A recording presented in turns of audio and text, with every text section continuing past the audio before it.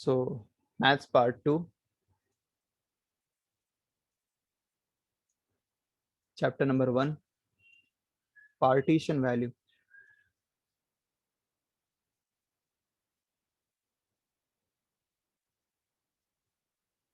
As the name suggests, partition मतलब तुम्हें part करने।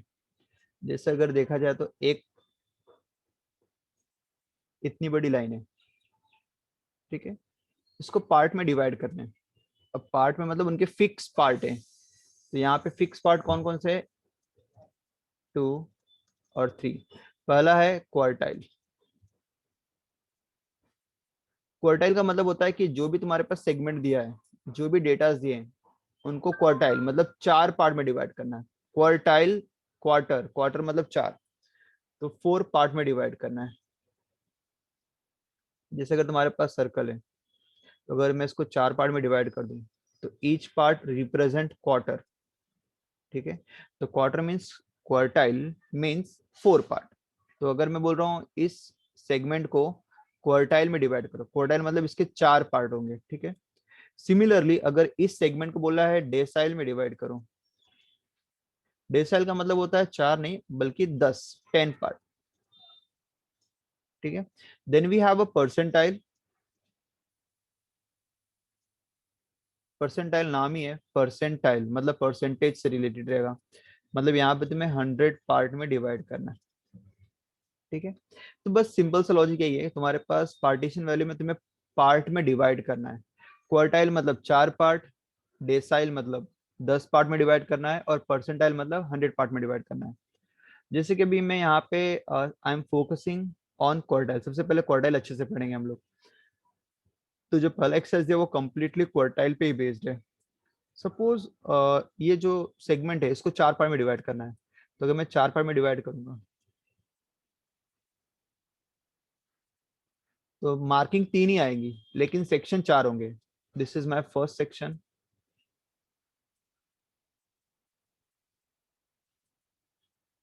हाँ, this is my first section, this is my second section, this is my third section, and this is my fourth section, ठीक है। 4 part में divide होगा, लेकिन ऊपर जो मार्किंग आएगी वो 3 ही आएगी। This is my first marking, this is my second marking, this is my third marking. तो अगर मुझे इसको 4 पार्ट में डिवाइड करना, सपोज ये कोई वुडन स्टिक है और मुझे इसको 4 पार्ट में डिवाइड करना है, तो मुझे बस 3 जगह ही मार्किंग करना पड़ेगा। स्टार्टिंग से first marking, it is called as Q1।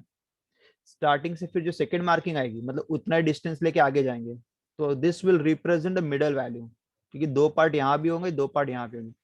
This is called as Q2, and this is my third marking, जो स्टार्टिंग से 3 पार्ट रहेगा और लास्ट से सिंगल पार्ट रहेगा। This is my Q3। तो क्वार्टाइल में पार्ट 4 होते हैं, बट वैल्यूज तुम्हें 3 ही निकालना रहता है, Q1, Q2, Q3। Q1, Q2, Q3। Q1 is called as lower quartile, means it represent the lower quarter. Q3 represent the upper quartile,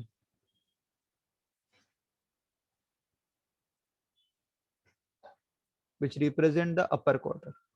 Q2 is in the middle, it is called as median. तो question में अगर median word आ गया तो समझना Q2 निकालना है, और अगर Q1 बोला है तो ठीक है, अगर लोअर क्वार्टाइल बोला है इसका मतलब मुझे Q1 ही निकालना है, और अपर क्वार्टाइल मतलब मुझे Q3 निकालना है। दिस इज Q1, Q2 और Q3।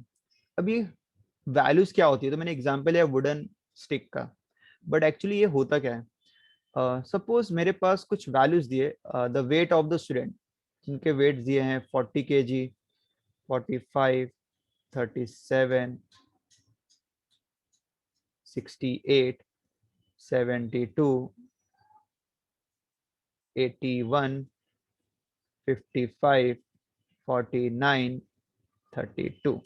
तो 1 2 3 4 5 6 7 8 9, और एक वैल्यू ले लेते 10 से 48, ठीक है। तो मेरे पास 10 बच्चों के वेट दिए गए हैं, तो मुझे ये पता करना है कि अगर 10 बच्चों को मैं अरेंज करूं, मतलब lowest to highest, smaller value to the bigger value, तो मुझे स्मॉलर वैल्यू पता रहेगी कितनी रहेगी, बिगर वैल्यू कितनी रहेगी वो भी पता रहेगी, बट मुझे बोला कि एग्जैक्टली मिडल में कौन सी वैल्यू आएगी, कौन सा वेट रहेगा, वो वेट निकालना है।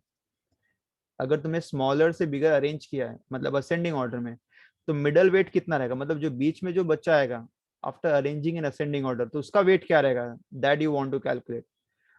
दूसरा पूछेंगे अगर तुमने असेंडिंग ऑर्डर में अरेंज किया है, तो स्टार्टिंग से जो 25% आएगा, मतलब फर्स्ट क्वार्टर पे जो बच्चा आएगा, मतलब अरेंज करने के बाद जो फर्स्ट 1/4 आएगा, फर्स्ट क्वार्टर मतलब 1/4, तो 1/4 पे कौन सा बच्चा रहेगा, उसका वेट क्या रहेगा वो तुम्हें निकालना है।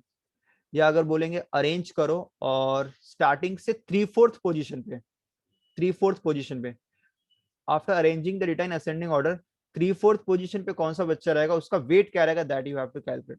वैसे तो हर एक पार्ट का निकाल सकते हैं, but I am interested only in this 3 section, कि 25% पे कौन सा बच्चा आएगा उसका वेट क्या रहेगा, फिर नेक्स्ट 25% पे उसका वेट क्या रहेगा, फिर नेक्स्ट 25% पे उसका वेट क्या रहेगा, और फिर जब मैं अगेन नेक्स्ट 25% करूंगा तो it will be the last student, तो उसका तो वेट डायरेक्टली मुझे दिया रहेगा, तो मतलब मुझे लास्ट की वैल्यू की जरूरत नहीं है, मिडल में जो 3 सेक्शन आ रहे हैं मुझे उनकी वैल्यू फाइंड आउट करना है, which represent my Q1 which is initial 25%, Q2 which is the next 25%, or else I can say starting से 50%, Q1 represents starting से 25%, and now if I want to calculate Q3 which is again next 25%, तो बताओ ये क्या होना चाहिए, starting से कितना परसेंटेज होना चाहिए, एनीवन?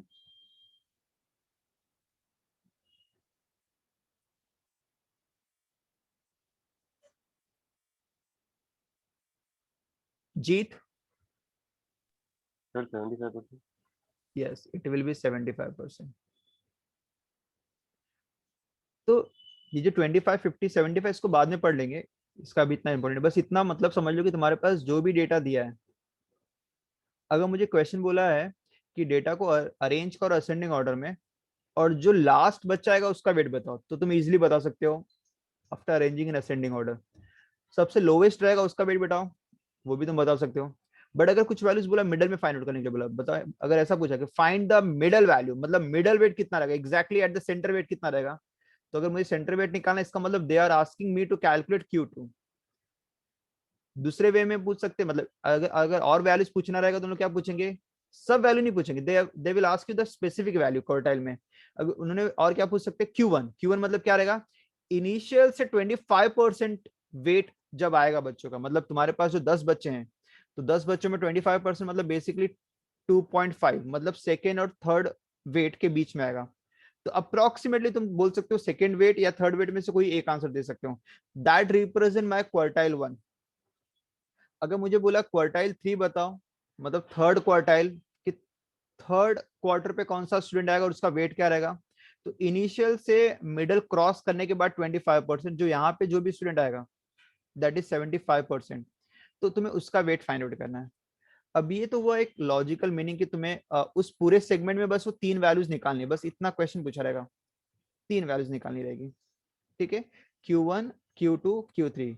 तो क्वार्टाइल में they will ask you only 3 values, Q1 Q2 Q3। Q1 is called as lower quartile, Q2 is called as median, and Q3 is called as upper quartile। अब इसको in details पढ़ते हैं हम लोग, अभी सिर्फ क्वार्टाइल्स के बारे में ही ज्यादा पढ़ना है हमें, यहाँ डेसाइल परसेंटाइल अभी आगे पढ़ेंगे। सबसे पहले क्वार्टाइल, क्वार्टाइल पढ़ने से पहले तुम्हारे पास जो डेटा रहते हैं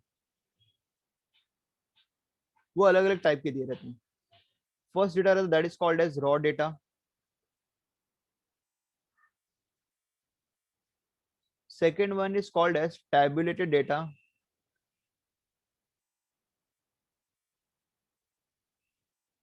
without class,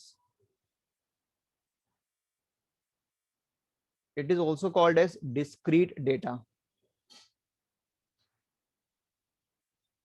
थर्ड डेटा है tabulated data,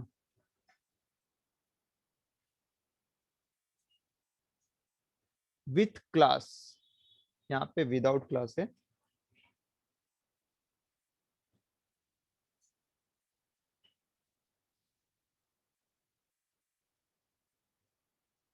without class and tabulated data with class.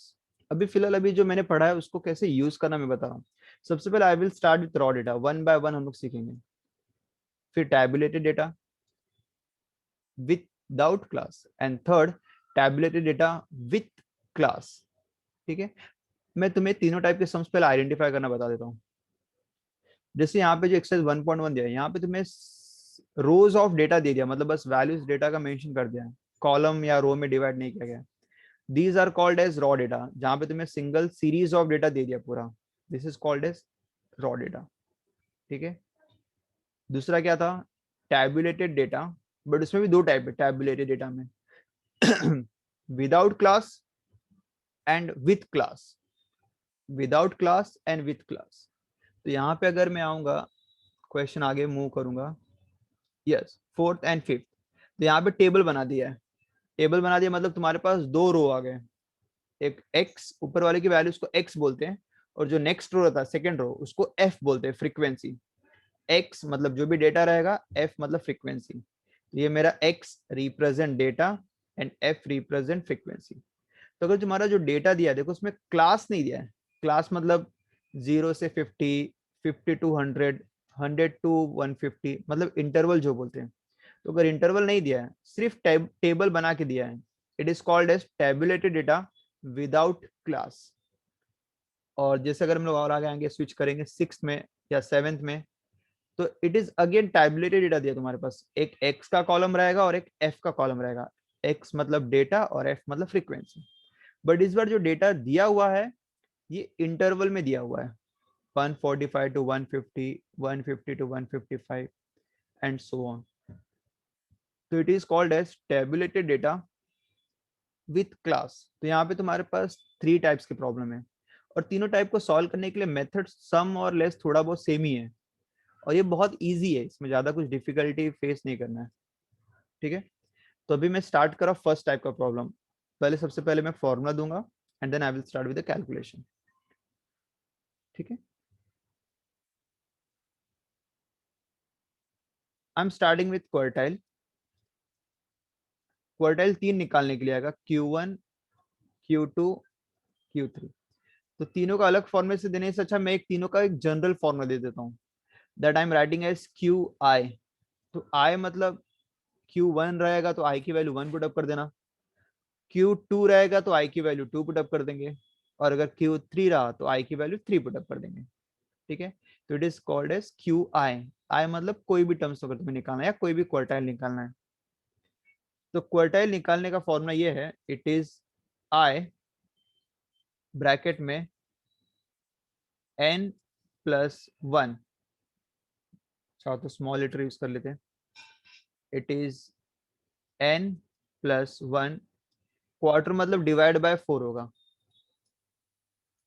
The value, what is it, QI is equal to I bracket में n+1 divide by 4, the value, I n+1 divide by 4, 4 means quarter है तो divide by 4 ही रहेगा, the value.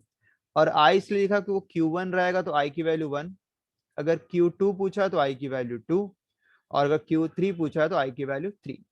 ठीक है, this is for the first type, मैं यहाँ पे लिख दे रहा हूँ फॉर रॉ डेटा। ठीक है, और सबसे पहला स्टेप ये करना, तुम्हारे पास जो भी डेटा दिया है that you have to arrange in ascending order. सबसे पहले तुम्हें उसको असेंडिंग ऑर्डर में अरेंज करना है, and then you have to calculate the quartile, जो भी क्वेश्चन पूछा है। सबसे पहले फॉर्मूला लर्न कर लो, व्हाट इज QI का formula, I times of n+1 divide by 4 th value. ठीक है, इजी है फॉर्मूला, याद कर लो, QI is I n+1 divide by 4 th value. Statistics में फिर से बोला बहुत इजी है, बस फॉर्मूले भी छोटे छोटे, और बस उनको यूज कैसे करना वो तुम्हें आना चाहिए। अभी मैं सम लेके स्टार्ट करता हूँ कैसे करना है।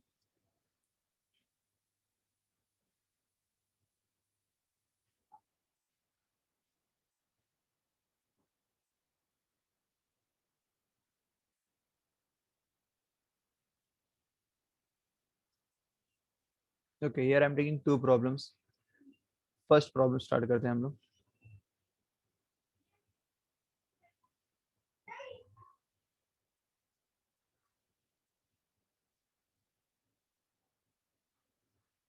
तो क्वेश्चन बोला है compute all the quartiles for the following series of observation.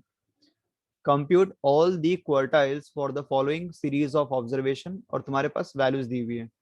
And as we know all the quartiles मतलब मुझे सभी क्वार्टाइल निकालने हैं।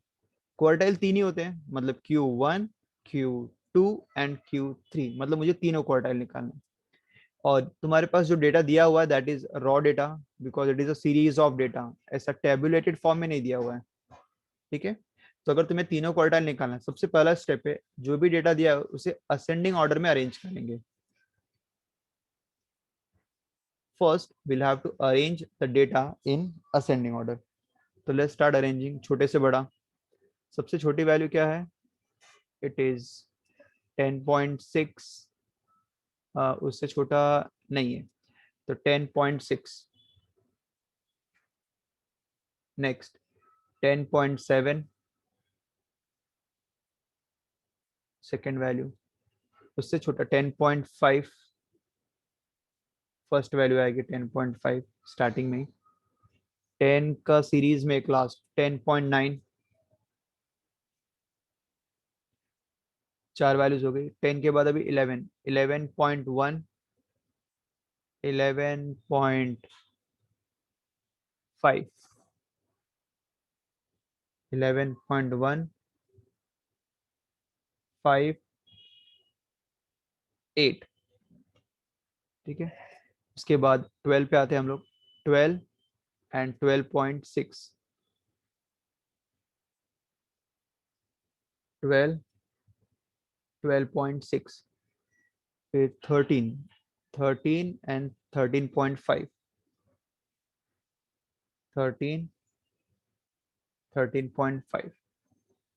उसके बाद 14 के सीरीज में 14, 14.5, 14.9,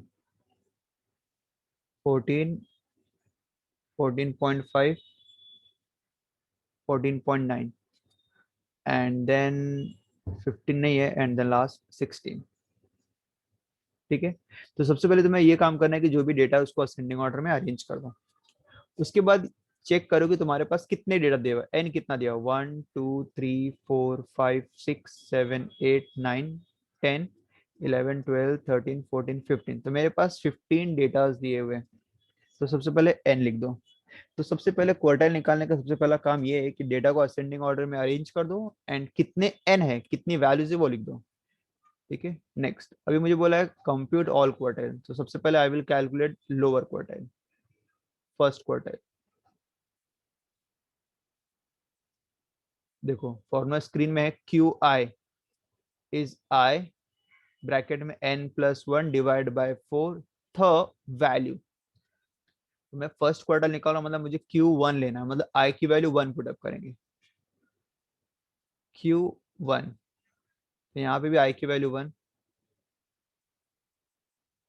n+1 डिवाइड बाय 4 थ वैल्यू। n की वैल्यू विल सब्स्टिट्यूट एज 15। तो पहला स्टेप है, सबसे पहले फॉर्मूला लिखना है, उसमें फिर n की वैल्यू सब्स्टिट्यूट करेंगे। तो n की value is given as 15, so 1 in bracket n I will substitute as 15 plus 1 divided by 4 the value, so 15 plus 1 16 by 4, 16 by 4 पूरा कैलकुलेशन चाहो तो कर सकते हो। 15 plus 1 16, 16 by 4 which is 4 the value। But यहाँ पे स्टॉप नहीं करना डियर, यहाँ पे स्टॉप नहीं करते, मैं आगे वैल्यूज फाइंड आउट करनी। You have to find the fourth value, you have to find the fourth value. तो फोर्थ वैल्यू मतलब जो तुमने डेटा अरेंज किया है उसमें इनिशियल फोर्थ वैल्यू क्या काउंट करो, स्टार्टिंग से fourth value, first, second, third, fourth. तो ये मेरी फोर्थ वैल्यू है, तो ये वैल्यू जो 10.9 ये मेरा आंसर है फाइनली, बस इतना करना है। 10.9 इज माई आंसर। तो करना कैसे है, दैट वैल्यूज जो भी तुम्हारे पास कैलकुलेशन करके आएगा, जो भी आएगा फोर्थ, तो इस पे स्टॉप नहीं करना, ये मेरा आंसर नहीं, I want to write fourth value. तो टेबल में जाएंगे जो तुमने असेंडिंग ऑर्डर में अरेंज किया है, स्टार्टिंग से जो फोर्थ वैल्यू रहेगी वो लिख देंगे। means this value represent my Q1. This is my Q1 means this value represent my first 25% पे कौन सी वैल्यू आएगी. Similarly we'll calculate Q2. चलो वो भी निकाल लेते हैं हम लोग. Q2 को we call it as median. So again the formula same है. Q2 जो 1 लिखा था मैंने QI में 1 था, now it is Q2. तो आगे आ जाएगा 2 times of in bracket n plus 1 divided by 4 the value. 2 n is my 15 क्यों, because number of terms 15 दिए थे ascending order में arrange करने के बाद. 15 plus 1 16 divided by 4 is 4.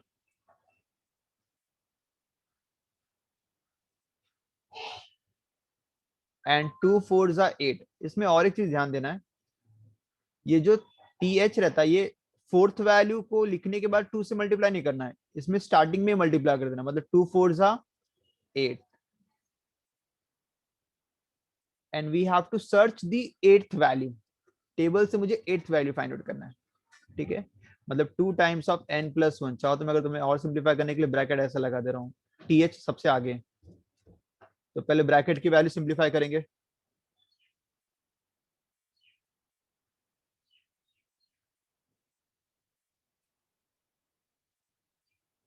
That is 8th value.